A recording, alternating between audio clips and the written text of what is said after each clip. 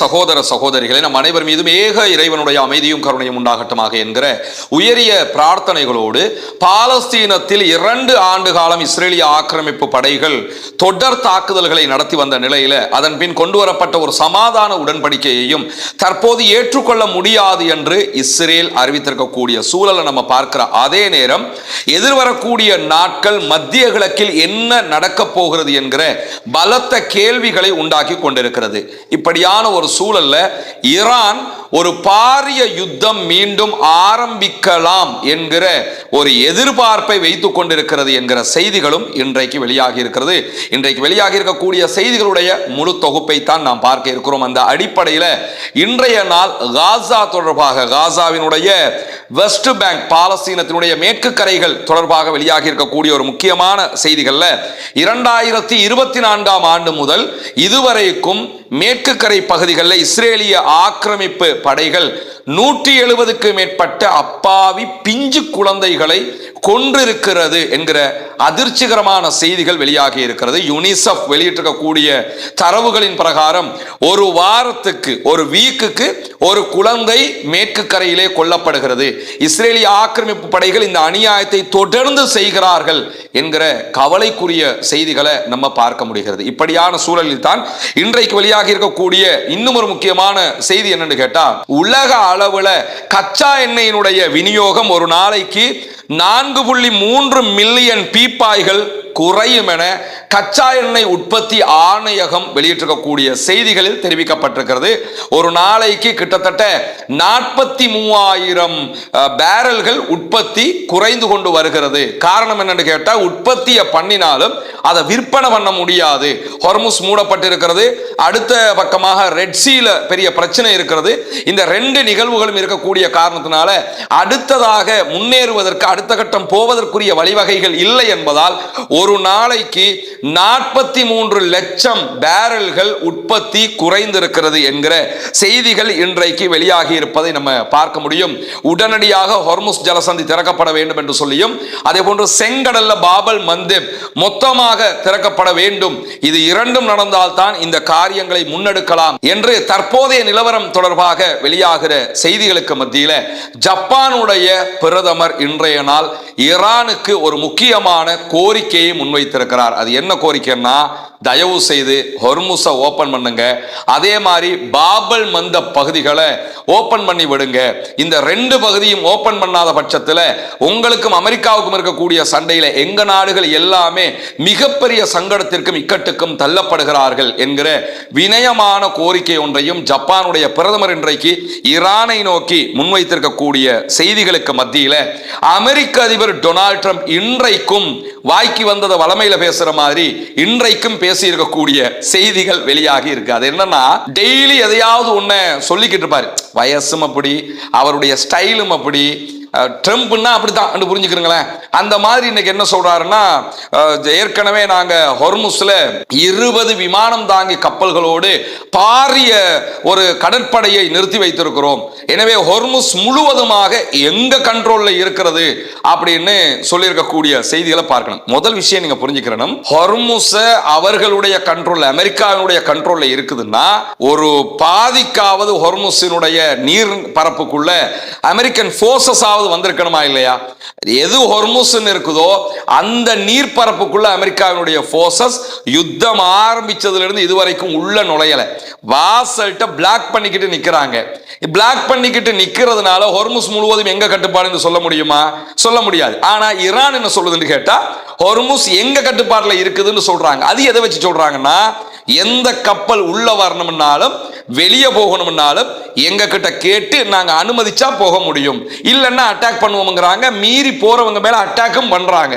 அப்படி இருக்கும்போது அமெரிக்கா செய்கிற வேலை என்னன்னு கேட்டா, ஈரானுடைய கப்பல்கள் ஈரானை நோக்கி வர முடியாதவாறு பிளாக் பண்றாங்க. இவ்வளவுதான் தவிர ஹொர்முஸ் அவங்க கண்ட்ரோல் பண்ணல, ஈரானுடைய கப்பல்களை கண்ட்ரோல் பண்றாங்க. ஆனா இன்னைக்கும் வாய்ப்பேச்சில் வீரரடி பாப்பா என்ற மாதிரி அமெரிக்க அதிபர் டொனால்ட் ட்ரம்ப் என்ன சொல்றாருன்னா, நாங்கள் தான் ஹொர்முஸை முழு கண்ட்ரோலில் வைத்துக் கொண்டிருக்கிறோம், ஈரானுடனான நிலைமைகள் ரொம்ப சூப்பரா போய்கிட்டு இருக்குது அப்படிங்கிறார். முழு கண்ட்ரோல் அவங்கள்ட்ட தானா? ஈரானுடனான நிலைமைகள் ரொம்ப சூப்பரா போய்கிட்டு இருக்குது. ஹொர்முஸ் ஜலசந்தியில எங்களுடைய படைகள் முழு கட்டுப்பாட்டையும் வச்சுக்கிட்டு இருக்கிறாங்க. அதே நேரத்தில் நேரத்தில் நான் ஈரானை நம்பல, ஆனா ஈரானை நம்புவதற்கு கடைசி ஆளும் நான் தான் அப்படின்னு சொல்லியிருக்கிறாரு. ஈரானை அவர் நம்பலையா, ஆனா ஈரானை நம்பினா ஈரானை நம்புகிற கடைசி ஆளும் நானாகத்தான் இருப்பேன் என்று சொல்லிட்டு அவங்க என்ன கிட்ட தொடர்ந்து பொய்யத்தான் சொல்லி வர்றாங்க. அதனாலதான் நாங்க இப்ப ஹொர்முஸை மொத்தமாக எங்க கண்ட்ரோல்ல வச்சுக்கிட்டு இருக்கிறோம் அப்படிங்கிறாரு. எவ்வளவு பெரிய பொய்ங்கிறது உலகத்தில் இருக்க அத்தனை பேருக்கும் தெரியும், அவருக்கும் தெரியும். அதனாலதான் இந்த பொய்ய வெக்கங்கட்டத்தனமாகவே சொல்லி கொண்டு இருக்கிறாரு. எனவே சரி 10 பொய்ய சொல்றாரு ட்ரம்ப், 11வது இதையும் சொல்லி இருக்கிறாருன்னு நம்ம கடந்து போக முடியுமே தவிர வேறு ஒன்றும் பண்ண முடியாது. இப்படியான சூழலுக்கு மத்தியில தான் ஈரானும் அமெரிக்காவும் செய்து கொண்ட புரிந்துணர்வு ஒப்பந்தம் MOU காலாவதியாகுவதற்கு ஒரே ஒரு வாரம் தான் இருக்கிறது. 1 வீக் தான் இருக்குது. அதோட இந்த MOU எக்ஸ்பயர் ஆகிரும். அதுக்கு பிறகு புதிதாகத்தான் ஒப்பந்தம் போட வேண்டி வரும். எனவே நிலைமை ரொம்ப டஃப்பாக இருக்குது. இன்றைக்கும் பாகிஸ்தானுடைய உள்துறை அமைச்சர் ஈரானுடைய பல தளபதிகளை சந்தித்துக் கொண்டிருக்கிறார். கத்தர் திரும்ப திரும்ப கோரிக்கைகளை முன்வைத்துக் கொண்டிருக்கிறது. எப்படியாவது இந்த ஏற்கனவே போட்ட MOU கண்டினியூ பண்றதுக்கான ஏற்பாடுகளை பண்றாங்க. இல்லைன்னு சொன்னா என்ன நடக்கும் என்கிறதே ஒரு பெரிய கேள்விக்குறியாக இருக்கிறது. ஏற்கனவே போட்ட ஒப்பந்தத்தின் பிரகாரம் ஜூன் மாதம் 17ஆம் தேதி அன்றைக்கு 14 அம்ச புரிந்துணர்வு ஒப்பந்தத்தை 2 பேருமே கையெழுத்துக்கிட்டாங்க. அந்த அடிப்படையில் 60 நாட்களுக்குள்ளாக ஒரு காலக்கெடுவை நிர்ணயிச்சு நிரந்தர யுத்த நிறுத்தத்துக்கு போகணும், அதுக்குரிய பேச்சுவார்த்தைகளை ஆரம்பிக்கணும் அப்படின்னு போட்டிருந்தாங்க. இப்ப 60 நாள் ஆக போகுது, ஒண்ணுமே பண்ணல. 1 வீக்குள்ள எல்லாமே முடிஞ்சு போயிடும். அப்படி முடிந்தால் ஒன்றோ புதிய ஒப்பந்தத்திற்கு இருதரப்பும் போக வேண்டும், இல்லை என்றால் புதிதாக ஒரு யுத்தத்துக்கு போகணும். எதை நோக்கி போக போறாங்கிற கேள்விகளுக்கு மத்தியில தான் இன்றைக்கு ஈரானுடைய எல்லை பாதுகாப்பு படைகளுடைய தளபதியாக இருக்கக்கூடிய பிரிகேடியர் ஜெனரல் அலி அக்பர் ஜாவிதான் ஒரு ஊடக சந்திப்பை நடத்தி இருக்கிறார். அந்த ஊடக சந்திப்பிலே அவர் தெரிவித்திருக்கக்கூடிய மிக முக்கியமான செய்தி என்னன்னு கேட்டா, ஈரானுடைய எல்லா எல்லைகளும் பாதுகாப்பாக இருக்கிறது, அத்தனை பகுதிகளையும் அண்டர் கண்ட்ரோல்ல கொண்டு வந்துட்டோம்ங்கிறாங்க. தரை வழியாக ஈரானுங்கிறது ஒரு பரந்துபட்ட பாரிய தேசம். அந்த தேசத்தினுடைய எல்லைகளையே அண்டர் கண்ட்ரோல் என்று சொல்றதாக இருந்தா அது ஒரு மேஜர் வேலையாகத்தான் இருக்க முடியும். அவங்க இன்னைக்கு என்ன சொல்றாங்கன்னா, நாங்க முழுவதுமாக அண்டர் கண்ட்ரோல் கொண்டு வந்துட்டோம், அமெரிக்கா ஈரான் மீது தரைவழி தாக்குதலை நடத்தும் என்கிற செய்திகளை பொறுத்தவரையில இது ஒரு மாயையாகத்தான் இருக்க முடியுமே தவிர ஏற்கனவே விமானப்படையில் அடிச்சே ஒன்றும் செய்ய முடியல, இதோ தரை வழியா வேற கிழிச்சிருவாங்களோங்கிற விதமாக அவர் பேசி இருக்கிறத நம்ம பார்க்க முடிகிறோம். அதே நேரத்தில் எல்லை பாதுகாப்பு படையினருடைய முழுமையான விழிப்புணர்வு, அதே போன்று உறுதியான கட்டுப்பாட்டை நாங்க வச்சுக்கிட்டு இருக்கிறோம். இன்றைக்கு நாட்டினுடைய எல்லா எல்லைகளும் மிக பாதுகாப்பாக இருக்கிறது, யாரும் ஊடுருவ முடியாது என்பதை மீண்டும் மீண்டும் அவர்கள் வலியுறுத்தி கொண்டிருக்கக்கூடிய சூழல்ல தான் இன்றைய நாள் யமன்ல இருக்கக்கூடிய ஹூத்திஸ் படைப்பிரிவுகள் மீண்டும் யமனுக்குள்ள இருக்கக்கூடிய சவுதியினுடைய ஆதரவு பெற்ற படைகள் மீதும் சவுதியினுடைய ஆதரவு பெற்ற படைகளுடைய கண்ட்ரோல்ல இருக்கக்கூடிய மக்கா துறைமுகத்தின் மீதும் தாக்குதல்களை நடத்தி இருக்கிறார்கள். யமன்ல இருக்கக்கூடிய சவுதியினுடைய கண்ட்ரோல்ல இருக்கக்கூடிய படைகளுடைய ஊடக செய்தியின் பிரகாரம் அல் மக்கா நகரத்தின் மீது ஹூத்திகள் 10 பாலிஸ்டிக் ஏவுகணைகளையும் 4 ட்ரோன் தாக்குதல்களையும் நடத்தி இருக்கிறார்கள் என்று தெரிவிக்கப்பட்டிருக்கிறது. ஆல்ரெடி ஹூத்திஸுக்கு ஆதரவாக ஈராக்கில் இருக்கிற படைகளும் சவுதி மேல தாக்குதல்களை நடத்தி இருந்தார்கள். இப்பொழுது ஹூத்திஸ் யமனுக்குள்ள இருக்கக்கூடிய சவுதியினுடைய ஆதரவு பெற்ற படைகளோடு தான் தாக்குதல்களை நடத்தி கொண்டிருக்கிறார்கள்.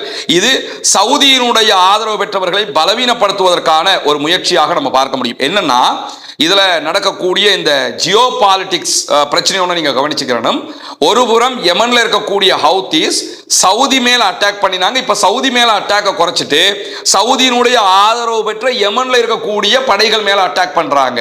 அவங்க கிட்ட பாலிஸ்டிக் மிசைல்ஸ் எதுவும் கிடையாது, ஆனா ஹவுத்தீஸ்டே இருக்குது.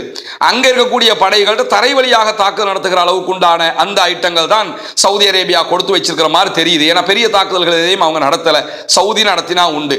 சவுதிக்கு ப்ராக்சிஸ் அமைப்பும் தேவை, அவங்களுக்கு சண்டை பிடிக்கிற ஆக்களும் வேணும். ஆனா பெரிய படைபலத்தோடு அவங்க இருந்துடவும் கூடாதுங்கிறதுல கவனமா இருந்திருக்கிறாங்க. அது சவுதியினுடைய ஒரு முட்டாள்தனமாகவும் சர்வதேச ரீதியில பார்க்க முடியும்.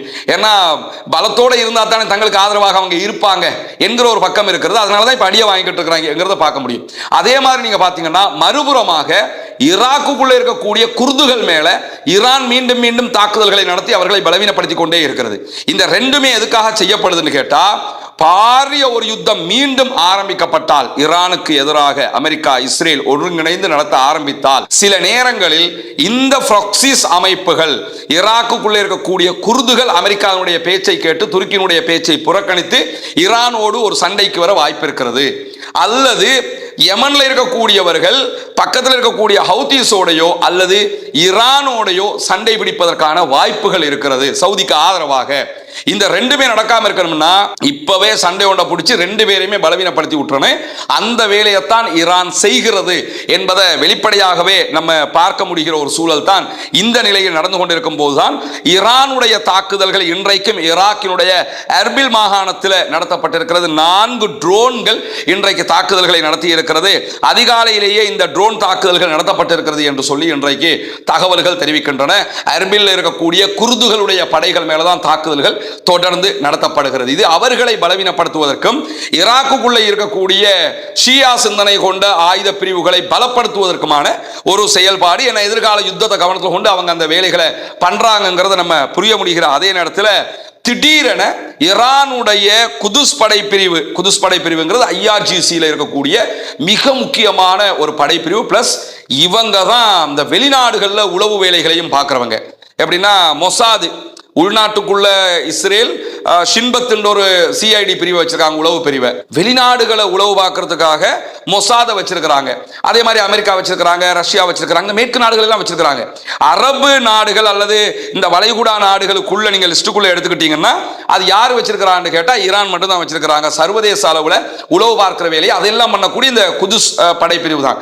இந்த குதுஸ் படைப்பிரிவினுடைய தளபதியாக செயல்படக்கூடிய இஸ்மாயில் கானி திடீரென ஈராக்கினுடைய முக்கியஸ்தர்களுக்கு கூட தகவல்களை சொல்லாமல் இந்தா வந்து இறங்க போறாருங்கிற நேரத்தில் மட்டும் தான் தகவலை சொல்லிக்கிட்டு திடீரென ஈராக்கில் போய் இறங்கி இருக்கிறார். இறங்கினது மட்டுமில்லாம ஈராக்கினுடைய முக்கியமான தலைவர்கள் தளபதிகளை சந்தித்து பேச்சுவார்த்தை நடத்தி இருக்கிறாரு.